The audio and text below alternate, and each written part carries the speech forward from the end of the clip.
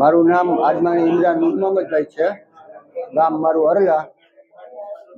ધંભા કરીને હતા, મછલી વળતી આવેલ હતા. એની સાથે બે શખ્સ હતા જે દારૂનો બેફામ ધંધો કરે છે. દેશી અંગ્રેજી ટોટલ બહુ બધું વેચે છે. એને મારા ભત્રીજા માથે હુમલો કરેલ છે. કુવાડી, ધારિયા, પાવડા અને બેલા વડે.